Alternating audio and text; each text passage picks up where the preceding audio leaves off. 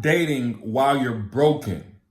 Stop dating while you're broken. Not to be confused with dating while you're healing, but stop dating while you're broken, because you end up with a man who gets the feeling that you need him more than he needs you. And whenever you become the woman in the man's mind that needs him more than he needs you, you also become the woman that ain't going nowhere. And if y'all know, like I know, the woman that ain't going nowhere, y'all know what I'm talking about. She ain't going nowhere. He treats you any kind of way, lie to you, betray you or whatever. And instead of accountability, instead of sincere apology in the form of changed behavior, instead of whatever it'll take to support you in your journey to recover from that without being selfish about it, he just has this notion of, she ain't going nowhere. So it's going to continue to repeat itself and repeat itself. Why? Because you dated while you were broken. That's not to be confused, again, with healing. If you're healing, here's the difference. If you're dating while you're healing, like you're not 100%, you've been through some things, you still feel those triggers or whatever, the difference is this. With healing, you have a solution in place.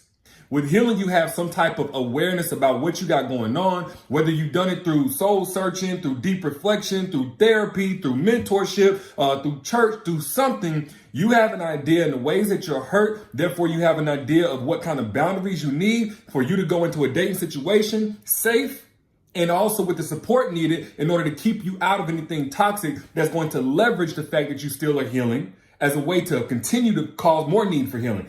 That's what it means to date while you're healing. You have a safe way to bring somebody into your healing process once they qualify themselves. But either way it goes, until then, you know what type of boundaries will keep you safe as you continue to become 100% whole. Now, when you date while you're broken, again, the exact opposite. You have no solution in place. You've been through some things, but you out here choosing somebody just to fill a void. Like the way that you soothe is actually self-destructive, is making things worse. So for those of y'all who jump from relationship to relationship, or, you try to distract yourself from the pain that you feel from the trauma that you suffered through more and more sex, or you let guys use you for your money, again, for your body, for whatever the case may be. You go against things that are normally your values, all because it feels better to have some kind of man, even if he ain't nothing but half a man. You're dating while you're broken. If you're in a situation where even financially, maybe you're just really in a bad place, you're dating from a place of dependence. If you're going through something like, say, a illness, maybe you got diagnosed with cancer or something like that. Like that has a psychological impact as well. Like you will be dating while you're in a place where you just need a man. And of course, when it comes to relational brokenness that you suffered, you fresh out of a messed up situation. Look, we make this, Instagram memes and Facebook memes and stuff like that about how you need to heal first. There's practicality to it, because whenever you date a man and you're still broken, again, not healing, but broken, you have zero leverage. And it's not that you want to go into a relationship looking to have the most leverage or anything like that, but it's all about what type of power are you going to be pulling from to stand firm on your boundaries in that relationship. Because, of course, the love should not be unconditional. I don't know where we get this notion from that love should be unconditional in a relationship. No, it should not be. The only unconditional love that should exist is the love between you and your child, the love between you and God. Other than that, in a relationship, no. Because people who give unconditional love to a person typically are the people who have zero conditions on how to protect their heart that get met. So, think of it like this. For you to go to an Ivy League school or to keep any type of Fortune 500 six-figure paying job, guess what? There are conditions. Ain't nothing in life worth having coming without conditions. If it's something valuable there are conditions. Why? Because as humans, we need conditions to keep us accountable, period. So you shouldn't be in any type of place to give anybody unconditional love. And the man that comes to protect your heart is not going to have a problem with conditions. That's when I talk about an evolved man. The only type of man who wants you to not have conditions, who wants you to not have standards, are people who benefit from you not having standards, not having boundaries, not having conditions that they have to meet. They plan on the way that they meet and you fluctuating with whatever they feel at the moment. And again, you attract these type of men. And by attract, I really mean you end up entertaining these types of men, because I feel like women attract all types of men. You entertain these types of men whenever you date from a broken place, because you're dependent. You're dependent on their presence. You're trying to fill a void. Something is better than nothing. You'll take what you can get. It's like, whenever you shop, some of y'all done shop before and for groceries. The old folks always used to tell me, don't shop whenever you hungry.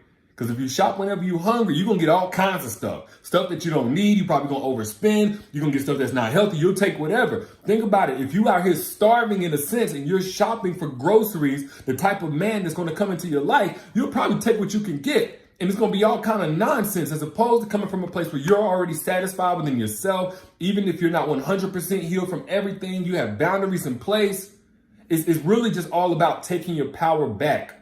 Whenever you date from a broken place, narcissists will sink their teeth into you like nothing you can't believe.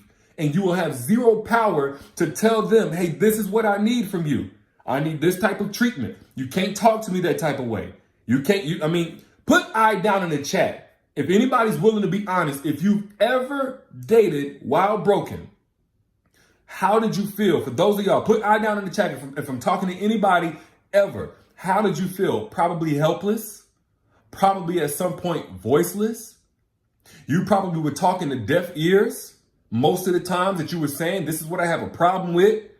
You noticed a huge shift in that man from, hey, I'll do anything to get you and make you happy or whatever, to I don't even care if you live or die. I don't care if you crying. I don't care if you staying up all night. I don't care. And you still couldn't leave. That lets you know that you were dating from a place of brokenness. And you only attracted, or rather, should I say, entertained a man who broke you even further. You see, there's a difference between a man who needs you in his life and a man who needs you to feel emotionally safe while you're in his life. Those are two completely different things. When you date while you're broken, you may attract somebody who's equally or even more so broken, who needs you in their life because that's the place that you're dating from. I need you in my life.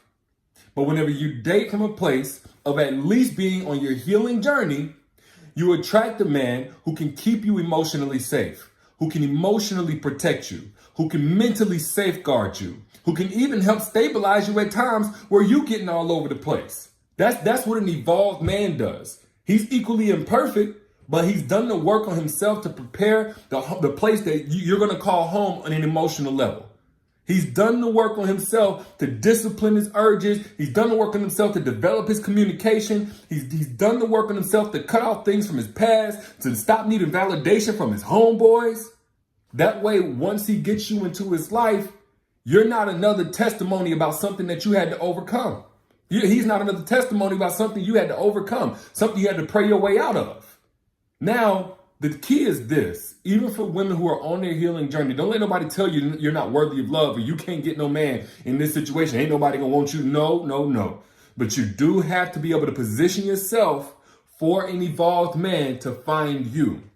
It's not about coming in and you got everything figured out. It's not about you being a size 1 or 2. It's not about you being shaped like this or that. No, there are 7 things you can do even as you're in the process of healing that will emit signals to an evolved man that will bring him into your life. Multiple, actually, according to the reviews from the masterclass that I put out just recently, Secrets to Making an Evolved Man Crave You. And if you haven't gotten access to that yet, click the link that's pinned right here. I see it right here.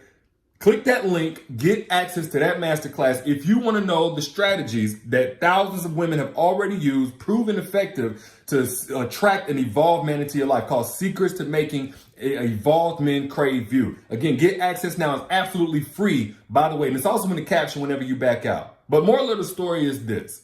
For those of y'all who've been through some things, look, I have no problem with that. You deserve love. You don't have to become 100% healed and whole. I know people promote that. I don't believe that's the case, but you cannot date from a place of being broken and still get a man who's not going to break you, because you're going to repulse the men who want to protect you beyond just the physical aspect. And you're going to tantalize, you're going to be a target for men who say, oh yeah, with all of my bad character, with all of my character flaws, with all of my vices, my addictions, with all of my bad intentions, once I hook her, she will have no leverage to stand for what she deserves. So I'll make sure she takes what she can get. Straight up. But those are just my thoughts.